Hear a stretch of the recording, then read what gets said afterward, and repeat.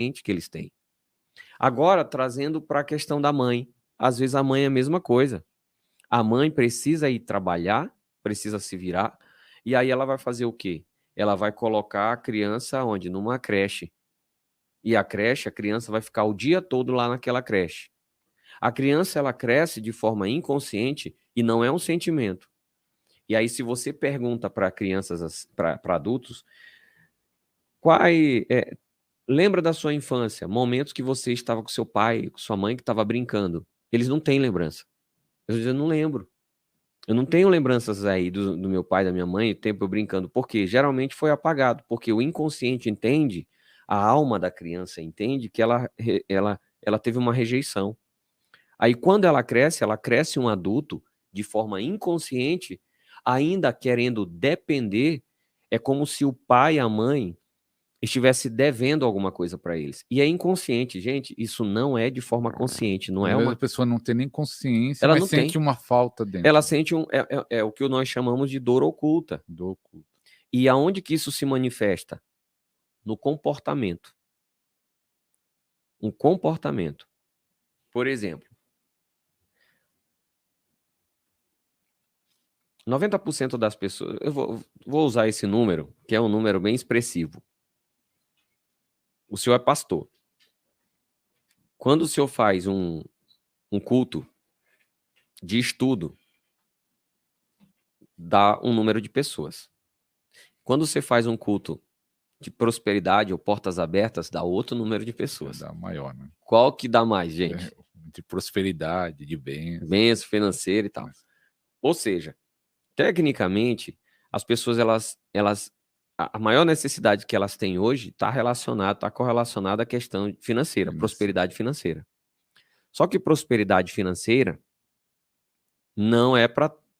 deveria ser para todo mundo, mas nem todo mundo alcança. E tem um porquê que nem todo mundo alcança. Porque prosperidade financeira é só para quem é maduro de verdade, para quem cresceu de forma consciente e forma inconsciente. Para quem cresceu, ficou adulto de forma consciente e de forma inconsciente. O que quer dizer isso? O senhor tem filho? Tem. Quantos anos seus filhos? Vai fazer 21 em março agora, 21 anos. Eles moram com você ou já se casaram, já se viraram? Meu filho tá morando lá em São Paulo, sozinho. Mora Arrumou um sozinho? emprego lá. Arrumou um emprego, muito bem. Se você tivesse 30 mil reais e o seu filho chegasse para você e disse assim: ô pai, eu preciso que o senhor me empreste 30 mil reais para me abrir um negócio. Você emprestaria? Sim. Com certeza. Para um negócio. Para um negócio, né?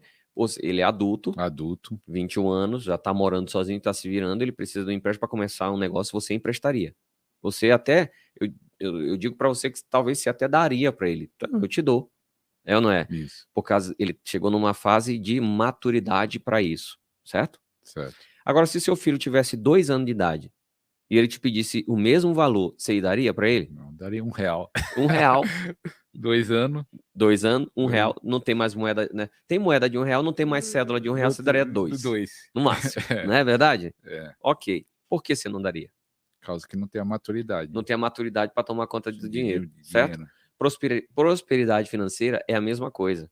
Ele não é para todo mundo, é só para quem tem maturidade. Então, quer dizer, se a pessoa está ferida, não vai conseguir. Não vai. Por quê? Porque a pessoa que está ferida, ela tem a percepção que o pai dela e a mãe dela deve para ela esse afeto, esse carinho, esse aconchego, sabe? Então ele vai estar sempre de forma inconsciente cobrando dos pais, voltado para os pais, para que os pais tenham. Ou seja, inconscientemente ele apenas cresceu mascarado de adulto, mas internamente, inconscientemente, ele ainda é uma criança de 2 anos que espera Tem até do pai. um homem lá no Rio Grande do Sul que ele tinha, na época, ele tinha uma academia, tinha uma padaria e acordava de madrugada, ia dormir tarde, se esforçava e um dia ele falou: pastor, eu não sei o que acontece. Não era falta de trabalho, falta de empenho. E ele tinha negócios também, mas não ia, né? Na época não ia. Depois eu mudei lá, não sei como foi, mas na época ele falava: não sei o que fazer, não vai. Será que tem isso também?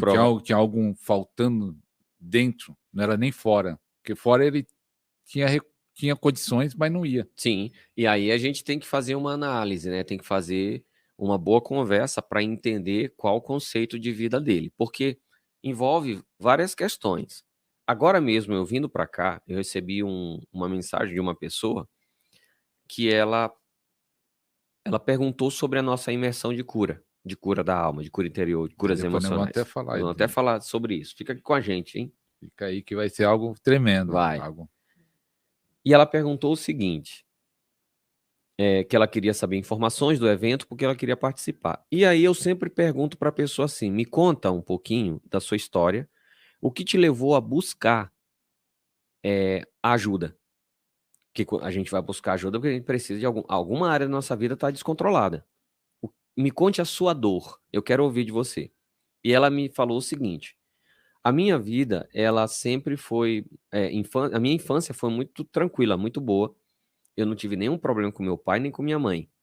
Sempre me trataram muito bem, cuidaram de mim muito bem, até melhor do que eu merecia, olha o que ela falou. Porém, meu pai morreu, me deixou vários negócios para me tomar conta e eu não consegui conduzir os negócios. E hoje eu me sinto culpada por não conseguir administrar os negócios dele. Aonde está o problema aí? Não está numa ferida. Porque ela disse que foi bem tratada. Foi bem tratada. Não tá, e aí o problema, só que aí entra um bloqueio. Ferida é uma coisa, bloqueio emocional é outra. Registro emocional é outro. São 3 coisas diferentes. Ferida, bloqueio e registro. Todos os dois são registros, mas a ferida é uma coisa e o bloqueio é outra. Então o caso dela não era uma ferida. Era um bloqueio. Era um bloqueio. E aonde que foi instalado esse bloqueio? Na capacidade?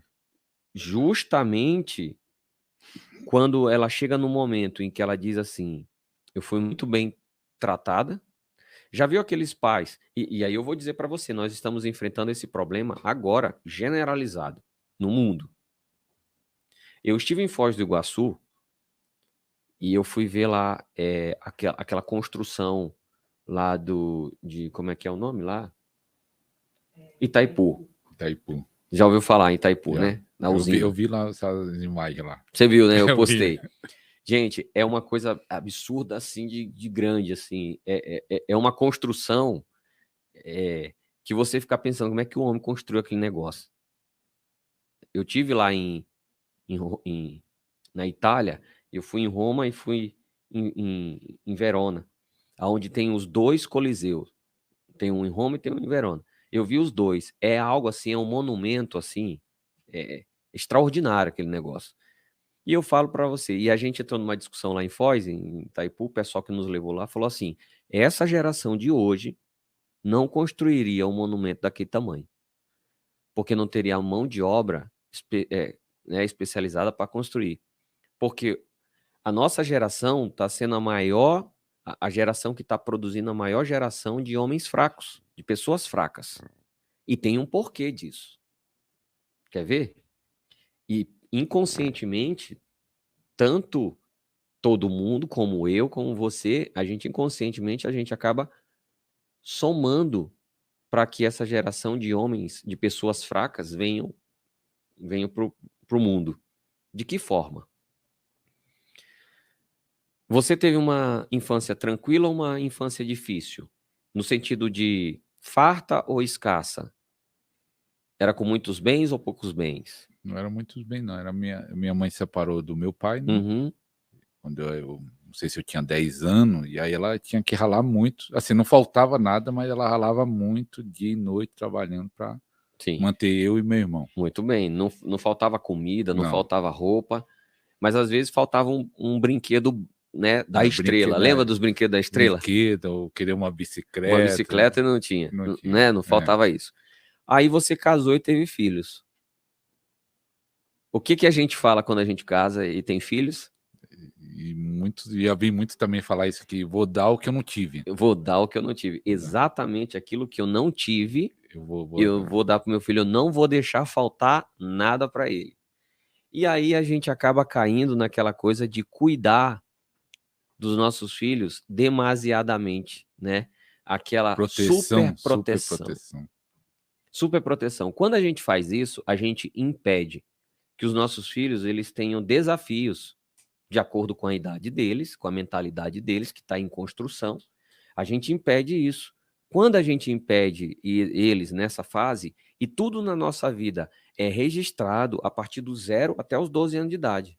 Quando eu falo do 0 aos 12, eu estou falando inclusive do tempo que nós estamos na barriga da nossa mãe. Antigamente, a ciência acreditava que a gente nascia como uma folha em branco, né? E a partir do nascimento, do parto, a gente começava então a escrever a nossa vida, a nossa personalidade, quem nós seríamos. Só que depois descobriram que não.